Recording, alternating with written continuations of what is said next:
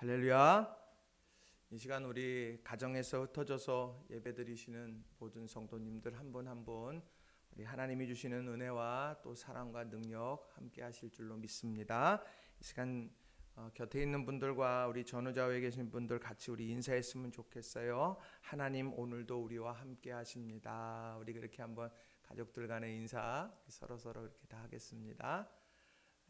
우리가 어려운 순간에는요, 하나님 함께 하심, 이것이 제일 중요합니다. 어둠이 물러가는 것은 빛 되신 주님이 함께 할 때입니다.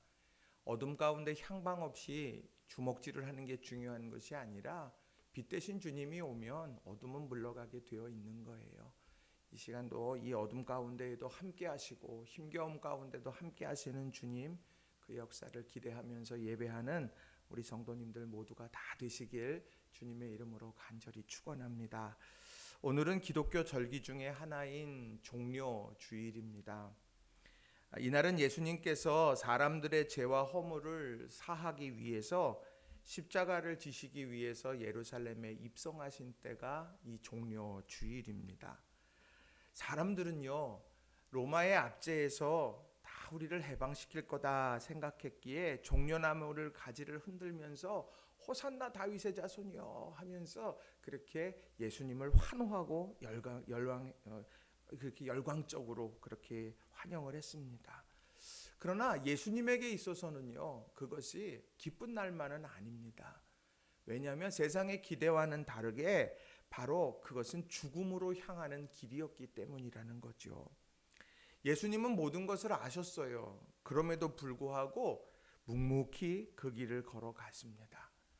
그리고 그 십자가의 길에서 대속의 은총으로 사람들의 죄와 허물을 다 사하여 주셨고, 그리고 죽음을 이기시고 부활하심으로 영생의 길을 또 열어주신 거예요.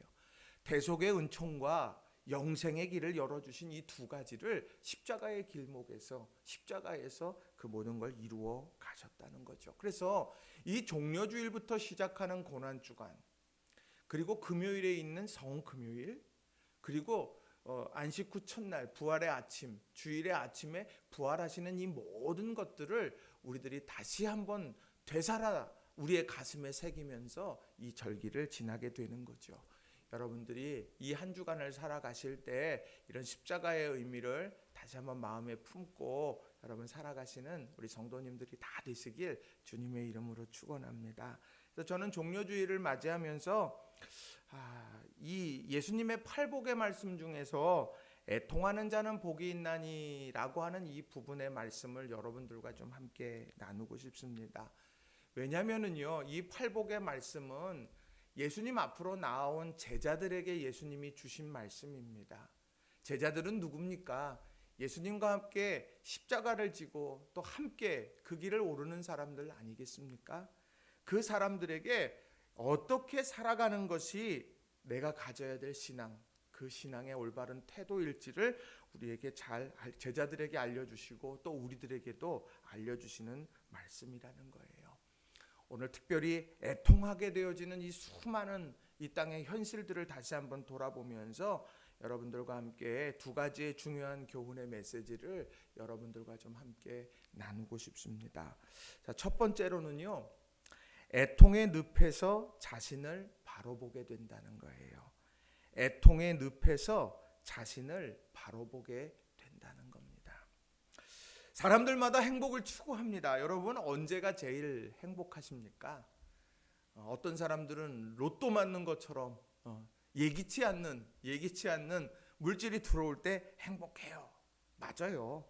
때로는 관계, 소원했던 사람들이 하나 돼서 회복되어졌을 때도 기쁘고, 생각지도 않았던 만남을 통해서 또 서로에게 또 필요를 채워가고 또 서로 이런 정서적인 교감을 이루게 될 때도 행복합니다. 어떤 사람들은 권세를 갖게 될 때 행복할 것이라 생각해서 정말 열심히 그 권세를 지향하면서 살아가는 사람들도 있다는 거예요. 그런데 대부분 사람들이 환하게 웃는 모습을 볼 때 우리는 저 사람이 정말 무언가 있는 사람이구나, 저 사람이 정말 행복한 사람이구나, 우리가 그렇게 생각하곤 하죠. 반대로 눈물 흘리는 사람들을 보면은 아이고 불행하구나, 안타깝구나. 우리 그렇게 여기기도 합니다. 세상이 그렇게 생각하고 있기 때문인지 우리는 항상 어떨 때 의식적으로 웃어야 돼 라고 다짐하면서 때로는 사람들 앞에서 억지 웃음을 짓기도 합니다. 그런데 내가 그렇게 살아가다 보면 어느 순간에 내 마음에 공허함을 느끼게 될 때가 참 많이 있다는 거예요. 언젠가 유행했던 소확행이라고 하는 이 말 여러분 기억하실지 모르겠습니다. 이 소확행이라고 하는 것이 소소하지만 확실한 행복이다, 뭐 이런 뜻이라고 우리가 알고 있지 않습니까? 아주 작은 거지만 이것이 내게 행복을 주는 것이 있다. 그게 뭘까? 직장인들에게는 커피 앤 도넛, 커피 한 잔 딱 따뜻한 아메리카노에 도넛 하나 딱 들고 있으면 야, 이게 행복한 거지. 수험생들에게는 잠깐의 낮잠, 정말 열심히 공부하다가 그러다가 잠깐 잠들어서 꿀맛처럼 잠자게 될 때 이게 진짜 행복해. 그럴 수도 있을 거고요. 주부들은 어떻습니까? 주부들은 남이 해주는 밥, 이게 소확행 아닙니까? 이게 행복한 거 아니에요? 자, 이런 다양한 형태의 행복들을 사람들은 이야기하지만 그러나 그런 것이 아무리 있어도요, 순간에 만족은 있을지 모르지만 영혼의 공허함을 채워주지는 못한다는 것 우리는 잘 알고 있습니다. 왜냐하면 삶에는요, 피상적인 행복보다 행복의 원천으로부터 솟아나오는 목마르지 않는 생명의 원천, 그것을 경험할 때에야 진정한 행복을 누릴 수 있기 때문이라고 하는 거예요. 그런데 오늘 본문은요, 바로 그런 이야기를 합니다. 팔복의 말씀 중에서 바로 애통하는 자가 있느냐? 그들이 위로를 받을 것이고 그것이 너희들의 복이다. 이렇게 말씀하고 있다는 거예요. 저는 이 말씀을 묵상하면서 누가복음 5장에 나오는 베드로와 예수님의 만남에 대한 말씀을 깊이 있게 묵상하게 되었어요. 자, 우리가 잘 아는 누가복음 5장에 대한 말씀은 잘 아시죠? 그 예수님께서 바닷가에서 말씀을 쫙 전하고 있는데 이 베드로가 한쪽에서요 그물을 깃고 있어요. 그물을 막 깃고 있으면서 이제 밤이 새도록, 밤이 맞도록 수고했지만 아무것도 가지지 못했고 이제 다음 날의 출항을 위해서 그물을 손질해 가고 있다고 성경은 그 상황을 설명합니다. 그런데 예수님께서 이 베드로에게 딱 다가가셔서 뭐라고 말씀하시느냐면 누가복음 5장 4절에 말씀을 마치시고 시몬에게 이르시되 깊은 데로 가서 그물을 내려 고기를 잡으라, 이렇게 말을 합니다.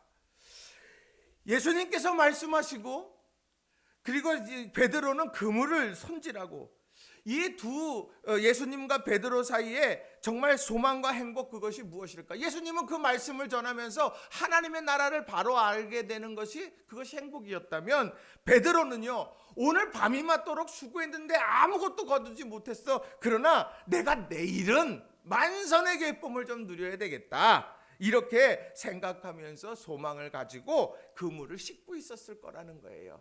아유, 나 만선되면 소원이 없겠다, 만선되면 정말 행복하겠다, 아마 그런 생각을 가지고 있었을 거라는 거죠.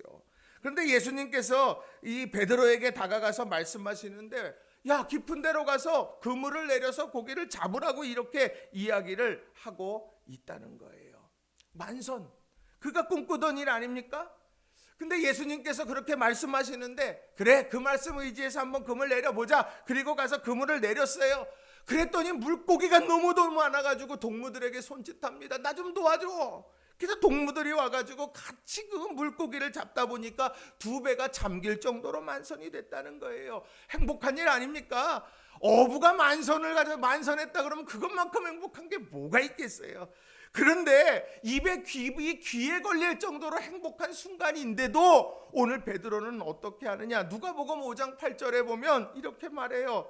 시몬 베드로가 이를 보고 예수의 무릎 아래 엎드려 이르되 주여, 나를 떠나소서, 나는 죄인이로소이다 하니. 가장 행복한 만선의 순간에 그는 애통하고 있어요. 가장 내 소망이 이루어진 그 순간에 애통하고 있어요. 왜 애통할까요? 이게 전부가 아니었구나. 내가 그토록 생각하고 소망했던 만선, 그것이 내 인생의 목표처럼 느껴졌는데 이게 전부가 아니었구나 라고 하는 것을 깊이 깨닫게 되더라는 거예요. 베드로는 평생을요, 지금 예수님을 만나기 전까지 그는 이 갈릴리 호숫가의 사람이에요. 그러나 아침에 눈 뜨면 밤이 맞도록 수고하면서 그물을 내려 만선을 위해서 살아갔던 성실한 사람이에요. 에휴, 오늘 내가 밤이 맞도록 수고했는데 아무것도 건지지 못했어. 에이, 술이나 먹으러 가야 되겠다. 에이, 무슨 그물을 던져. 아이, 나 안 해. 이게 아니라 밤이 맞도록 수고하는 열심도 있고 그물을 열심히 그것을 손질해서 내일을 준비하는 성실한 사람이었어요. 그런데 중요한 건 뭐예요? 그게 다가 아니더라는 거예요. 오늘 예수님께서 그 베드로를 딱 만나셔서 베드로에게 그물을 내려라, 깊은 데로 가서 말씀 의지해서 내가 나가서 그물 거두겠습니다. 그리고 나서 그 그물을 거두면서 그의 마음속에는, 그래, 내가 살아가는 건 말씀 의지해서, 내 경험이 아니라 말씀 의지해서 살아가는 거지. 아마 그런 깊은 깨달음을 느끼게 되었을 거라는 거예요. 베드로가 예수님을 청했던가요? 예수님, 내가 어떻게 밤이 맞도록 수고했는데 아무것도 내가 거두지 못했는데 잡지 못했는데 저한테 주실 말씀 없어요? 묻지 않았어요. 예수님이 찾아오셨어요. 그리고 예수님이 말을 거셨어요. 그리고 그 말 앞에 순종했던 베드로가 바로 이런 참된 행복, 그것을 경험할 수 있었다는 거죠. 그런 것을 보면 예수님은 어떤 분일까? 피상적인 행복에 빠져서 살아가는 우리들에게 진짜 행복의 원천이 무언가를 우리에게 알려주시는 분, 그분이 예수님 아닐까요? 수가성의 여인, 정오의 뜨거운 태양빛 아래서 물을 기르러 왔던 그에게 내가 주는 물을 먹으면 영원히 목마르지 않는다 라고 말씀하시면서 그의 눈을 띄웠던 것처럼 소경 바디메오의 눈을 띄셨고 안진뱅이를 일으키시면서 예수님께서 하시는 것이 무엇일까요? 진짜 행복이 누구를 통해서부터 이루어지고 있느냐? 예수님은 베드로를 찾으셨어요. 그리고 그에게 다가가셔서 애통이라고 하는 과정, 주여 나를 떠나소서 나는 죄인입니다. 그 애통의 한복판에서 내가 누군지를 알게 만드셨다는 거죠. 이게 바로 제자들의 삶에서 날마다 일어나는 일들이라는 거예요. 애통하는 자는 복이 있나니 그들의 위로를 받을 것이다. 오늘 이 팔복의 말씀을 가만히 보세요. 이들이 애통합니다. 이들이 온유해요. 삶 속에서 긍휼을 가져요. 이들이 하나님의 나라와 의를 위해서 애쓰고 힘써요. 그런데 그런 과정에서 느끼는 애통들, 그 애통 가운데에서 하나님 그거를 애통하냐? 그게 진짜 복이 될 거다. 제자들에게 말씀해주고 있다는 거예요.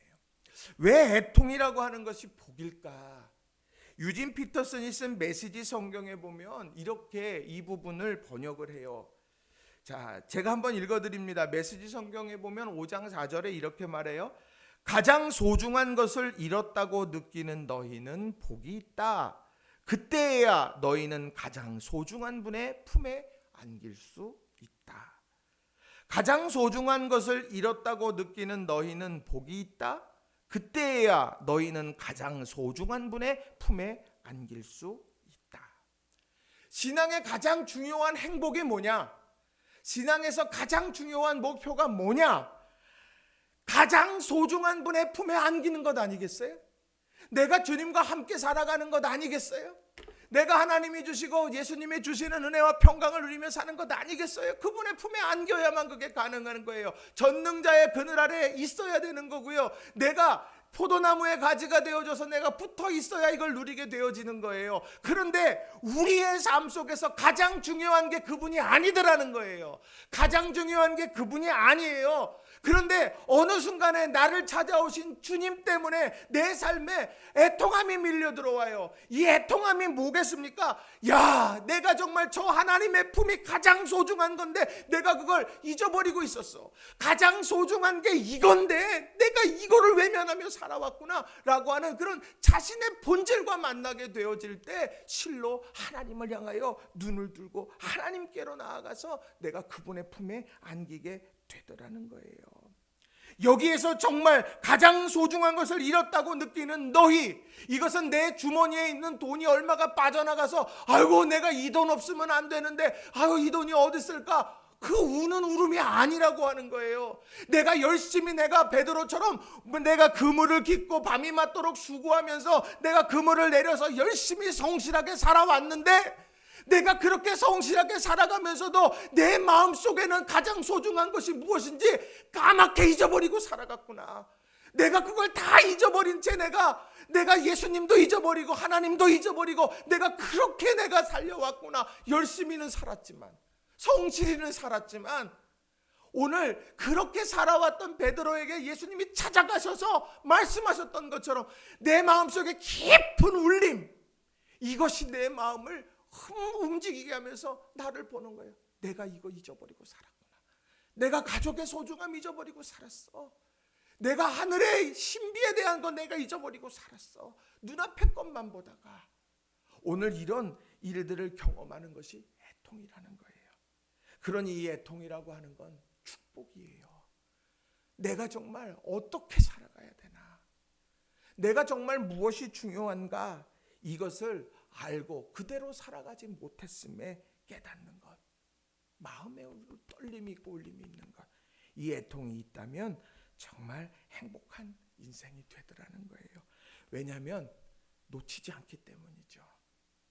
여기에서 휘라버로 이 말씀 속에서 이 애통이라고 하는 말을 펜데오라는 말을 씁니다. 펜데오. 이 펜데오는 언제 쓰여지느냐면요, 사랑하는 사람의 부재, 그 부재 앞에서 슬퍼하는 거예요. 사랑하는 사람에 대한 부재. 또 그리스도의 죽음을 두고 애통할 때에도 이 펜데오라는 말을 사용합니다.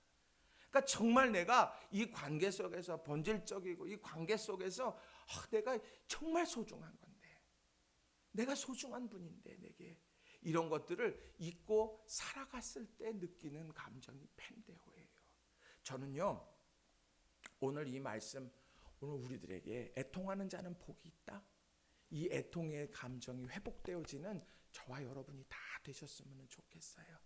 내 마음이요, 무미건조하면 안 돼요. 특별히 사순절절기 종료주의를 지나면서요, 오늘 우리가 베드로처럼 그물을 내리고 그물을 손질하고 성실히 살아가는 거 중요해요. 막 살라는 말이 아니에요. 근데 그런 가운데에서도 내 마음에 하나님이 어떤 분이고 예수님이 어떤 분이고 진짜 행복이 뭐고 진짜 소중한 것이 무엇인가를 깨달아 아는 그런 은혜가 우리 모두에게 있기를 바랍니다.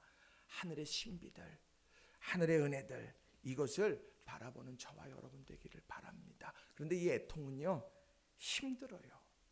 이 애통은 마음이 무거워요. 소중하지만. 그러나 제가 말씀 준비하면서 딱 느낀 건 살아있으니까 애통함을 느끼는 거예요. 살아있으니까. 내가 아직 희망이 있으니까 애통함을 느끼는 거예요.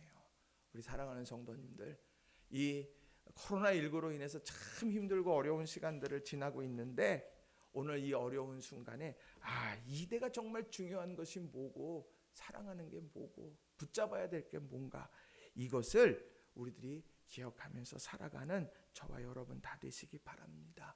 우리는 오늘도요, 어찌 보면 피상적인 행복조차 살아가지 않습니까? 돈 많이 벌면 행복할 것 같죠? 근데요, 돈만 남는 수도 있어요.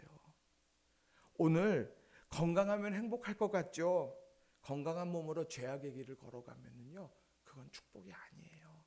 오늘 우리 사랑하는 성도님들, 우리 하나님을 알고 예수님을 알고 십자가의 은혜를 누리면서 이 종료주의를 지나는 저와 여러분 다 되시기 바랍니다. 하나님 더 사랑하시고 여러분 가족들 더 사랑하시고 곁에 하나님이 예비해 주신 믿음의 사람들을 더 우리가 끈끈하게 교제하면서 살아가는 성도님들 다 되시길 바랍니다. 두 번째로는요, 애통은 하나님의 위로로 나아가는 관문이라는 거예요. 둘째로, 애통은 하나님의 위로로 나아가는 관문이다. 오늘 이 말씀 아주 의미 있는 말씀입니다. 자, 마태복음 5장 4절에 보시면 이렇게 말하잖아요. 애통하는 자는 복이 있나니 그들이 위로를 받을 것이며. 애통이 끝이 아니더라는 거예요. 애통해요. 근데 애통을 통해서 뭐를 보게 되느냐? 바로 하나님의 위로를 경험하게 된다는 거예요. 이게 오늘 제자들에게 주시는 말씀이 되더라는 겁니다. 요즘에 이 말씀이요 가슴에 아주 그냥 점여지도록 이제 생각이 돼요. 자, 오늘 코로나19로 인해서 영상분들의 협조하고 협력하면서 정말 최선의 노력을 다했어요. 자, 그렇게 하면서 여러 가지 어려운 일들도 있지만 그럼에도 우리가 이런 가운데에 세상의 빛과 소금으로서 사명 감당하고 교회의 공공성을 잘 세워가야 되겠다, 이런 마음으로 우리가 지난 6주 동안에 최선의 노력을 다해서 이렇게 영상으로 예배 드리면서 우리가 최선의 노력을 다하고 있습니다. 그런데 그래서 사실은 오늘부터 우리 성도님들 방역지침 준수하면서 교회에서 예배드리면 좋겠다, 이제 이런 기대를 가지고 있었습니다. 그리고 이제 다음 주부터 새벽 기도회 이렇게 우리가 또 지침 준수해 가면서 우리가 기도해야 사는 사람이고 예배해야 사는 사람들이니까 이제 그런 기대를 가지고 있다가 지금 상황이 막 또 비상시국으로 가게 되어져서 이제 성도님들에게 문자를 보내면서 마음이 얼마나 그냥 속상했는지 몰라요. 하나님 어떻게 해야 되나요? 하나님 어떻게 해야 되나요? 막 이런 생각을 많이 하게 되고 기도했어요. 우리 성도님들의 마음도 뭐 별반 다르지 않을 거라고 생각을 합니다. 많은 분들이 제게 물어요. 목사님 언제 우리 다 같이 모여요? 목사님 우리 다 얼굴 잊어버리겠어요? 막 그렇게 이야기들을 하곤 합니다. 목사님 한 분에게 전화가 왔어요. 그리고 이야기를 이렇게 나누다가 저도 물어봤죠. 목사님은 요즘 어떻게 지내세요? 그랬더니 폐인입니다, 이렇게 이야기를 하더라고요. 하시는 말씀이 열심을 다해서 달려가다가 지금 아무것도 할 수 없는 상황이 되어져 버렸어요. 그랬는데 어찌 보면은 시간도 좀 남게 되고 그리고 또 여유도 있는 것처럼 느껴지지만 신앙의 뚝이 무너져 버리니까 그러니까 너무 힘들다는 거예요. 목사도 폐인이요, 성도도 폐인이 되는 것 같다, 이런 속내를 이야기하는 것. 그걸 들으면서 맞아, 우리가 그렇지 생각을 합니다. 코로나19가 힘겨워요. 그런데 그 안에서 가장 중요한 건 그 안에서 무엇이 소중한 것인가를 다시 한번 보게 됐다는 거예요. 나만 잘 살면 돼 라고 생각하고 있는 세상의 한복판에서 나뿐만 아니라 옆에 있는 사람도 함께 가는 거야. 내가 마스크 쓰는 거 우리가 서로를 위한 배려인 거고, 내가 아프면 안 돼. 이렇게 하면서 서로가 서로를 이렇게 연대하며 지지하게 되더라는 거예요. 오늘 가장 소중한 게 뭘까? 이것에 대해서 깊이 깨닫는 시간이 오늘 우리에게 주어졌고 우리는 그 가운데서 믿음의 눈으로 보아야 될 줄로 믿습니다. 자, 그런데 오늘 예수님께서 바로 이런 애통이라고 하는 늪으로 우리를 데리고 가셨어요. 제자들. 그것은요, 믿음 생활하면서 달려가다가 만나서 정말 무엇이 소중한 것인가 깨닫게 되어지는 순간이죠. 그러면서 거기에서 행복의 원천을 발견하게 됩니다. 그리고 행복의 원천이 무엇일까 발견하면서 믿음의 눈을 들어요. 그리고 무엇을 지향하게 되냐? 하나님의 위로를 지향하게 되는 거예요. 애통이 하나님의 위로를 사모하게 만들더라는 거죠. 그런데 여기에서 저는요, 주의했던 것이 위로를 받다라고 하는 이 말씀이었어요. 위로를 받다. 그들이 위로를 받을 것이며 누가 위로를 주냐? 하나님이 위로를 주신다는 거예요. 삶을 살아가면서 무엇이 중요한 깨달음이 있다면 하나님께서 너희를 위로해 줄 거다. 근데 이 위로라고 하는 이 말이요, 파라칼레오라는 말을 써요. 파라칼레오. 파라는 뭐냐면은요, 곁으로라는 뜻이에요. 파라, 곁으로. 그리고 칼레오라고 하는 이 말은요, 부른다라는 뜻이에요. 그러니까 위로라고 하는 것이 뭐냐면은요, 곁으로 부른다는 거예요. 이 말의 뜻으로 놓고 보면 애통해요. 내가 그렇게 살아가지 못해서 내가 힘들어요. 가장 소중한 것이 무언가를 내가 잃어버리고 살아왔어요. 그러니 내 삶이 너무도 덧없어 보이고요. 내 삶이 만족스럽지 못하고 그래서 흐르는 눈물이 있어요. 마치 베드로처럼 내 주여 나는 죄인입니다. 나를 떠나소서. 나와 함께 계시면 안 됩니다. 그렇게 이야기할 만한 그런 베드로의 상황 속에서도 예수님께서 그를 딱 부르시고 넌 사람 낚는 어부가 돼야 된다. 그를 부르세요. 넌 시몬이 아니라 베드로야 라고 그렇게 부르시면서 그를 곁으로 두셨던 것처럼 바로 그런 상한 마음 속에서 살아가고 있는 우리들을, 홀로 저 구석에서 울고 있는 우리들을 불러다가 이렇게 곁으로 데리고 오신다는 거예요. 이게 하나님의 위로입니다. 저는 이 가장 중요한 위로가요, 누가복음 15장에 나오는 탕자의 비유에 나오는 아버지의 형상이라고 저는 생각해요. 자, 이 탕자가 어떻습니까? 둘째 아들이요, 아버지 돌아가신 다음에 받아야 될 유산, 그 유산 지금 주세요 아버지. 아버지에게 정말 못할 말을 하는 거예요. 내게 유산 주세요. 그거 가지고요 며칠 내에 다 정산하고 허랑방탕하게 외국 땅에 가가지고 그걸 허랑방탕하게 다 쓰게 되잖아요. 처음에 자기가 뜻한 대로 원하는 대로 그렇게 모든 걸 결단했지만 그 외국 땅에 가게 되고 가진 거 다 탕진하게 되니까 그 땅을 살아가는 그 땅에 있는 한 사람에게 기대어 살게 되어지더라는 거예요. 자기 선택이 아니에요. 유대인들이 그렇게 싫어하는 돼지를 치게 되는 일을, 우상에게 바쳐지는 식물인 돼지, 그것을 치는 일을 자기는 원하지 않지만 할 수밖에 없게 되게 만들더라는 거예요. 정말 그리고 돼지가 먹는 쥐염 열매조차도 내가 마음껏 먹지 못하는 어려운 상황 속에 있습니다. 너무 힘들어요. 그런데 그가 아버지의 집을 생각하고 내가 아버지의 집으로 돌아가리라 스스로 깨닫고 돌아가요. 그 돌아가갖고 나는 죄인이에요, 나는 종이에요, 나는 아버지의 아들이 될 자격이 없어요. 그러나 아버지가요 먼 데부터 달려가고 그를 끌어안고 손가락에 가락지를 끼우고 손에 신발을 신기고 옷을 입혀주고 그리고 이제 송아지를 잡아서 잔치를 베푸는 그런 일들을 하게 됩니다. 이 아들이 뭐를 느꼈을까요? 이 아들이요 무언가 꿈을 가지고 먼 타국 땅으로 내가 가서 내 맘대로 살아보겠다고 하면서 철저하게 실패했어요. 아픔이에요. 근데 그 아픔 속에서 다시 돌아오게 돼서 아버지를 만났을 때 그가 깨달은 것은 무엇이냐? 우리 아버지는 이런 분이었구나. 우리 아버지는 잃어버린 재산이 소중한 것이 아니라 내가 소중했구나. 나를 지금까지 기다리셨구나. 내가 이 아버지의 품에 안겼어. 이 잔치를 통해서 동네 사람들에게 여보세요, 우리 아들이 살아 돌아왔어요. 우리 아들이 이렇게 살아 돌아왔어요. 여러분 같이 기뻐해 주세요. 형이 아니 저 녀석 재산 다 탕진한 녀석인데 저 녀석한테 왜 저럽니까? 나한테는 아무것도 안 해주고. 얘야, 죽었던 내 동생이 돌아온 거야. 나와 함께 기뻐하지 않으련? 그 아버지의 마음을요 고스란히 작은 아들은 느낀 거예요. 이게 하나님의 위로예요. 세상의 잣대로 보면 야, 너 그따위로 살았어? 저기 가서 내가 부르기 전까지는 나오지도 마. 저기 가서 너는 그 일들이나 하고 있고 내가 부르기 전에는 오지 말고 나를 사람들이 있을 때 눈에 띄지 마. 내 곁에서. 세상에 눈 그럴지도 몰라요. 그런데 우리 아버지는 아니었다는 거예요. 아버지는요 허물도 있고 아픔도 있지만 그래 내게 있어 정말 중요한 것은 아버지였어. 내게 아버지 돌아갈 아버지 집이 있어. 이것을 깨달으며 애통하며 돌아온 그 아들에게 그를 일으키고 품에 안고 그의 가락지를 끼우며 회복시켜 주었다는 거죠. 이게 위로예요. 오늘 이 종려주일 고난주간 부활주일 우리가 이때 묵상해야 되는 것은 바로 이런 아버지에 대한 모습이라는 거예요. 바울 사도도 이런 고백하지 않습니까? 빌립보서 3장 8절에 이렇게 말씀해요.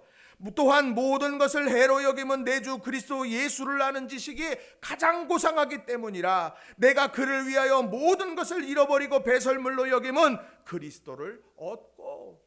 그토록 지금까지 내가 소중하다고 여기면서 열심을 다해서 내가 가지려고 했던 모든 것을 배설물로 여겨요. 그리고 내가 그걸 통해서 그리스도를 얻으려고 해요. 무엇이 중요한가를 알았던 거예요. 그분만이 내 인생을 책임져 주시는 거구나. 갈라디아서 6장 17절에도 이렇게 말해요. 이후로는 누구든지 나를 괴롭게 하지 말라. 내가 내 몸에 예수의 흔적을 지니고 사노라. 그의 인생은 바로 그래요. 바울처럼 사명 감당하다가 어려움 겪었던 사람이 어디 있습니까? 그럼에도 불구하고는 나 예수의 흔적이 있어. 나 괴롭게 하지 마. 나는 다른 거 배설물로 여기고 그리스도를 아는 지식을 얻을 거야. 왜요? 그게 사는 길이라는 걸 알았기 때문이라는 거예요. 오늘 이렇게 우리를 위로, 파라클레오, 우리를 불러주시고 곁에 세워주시고 위로해주시는 하나님의 그 위로가 오늘 우리 모두에게 있기를 주님의 이름으로 간절히 축원합니다. 우리를 부르시는 주님께서, 하나님께서 어떻게 하시느냐? 이사야 61장 3절에 하나님이 하실 일들을 이렇게 말합니다.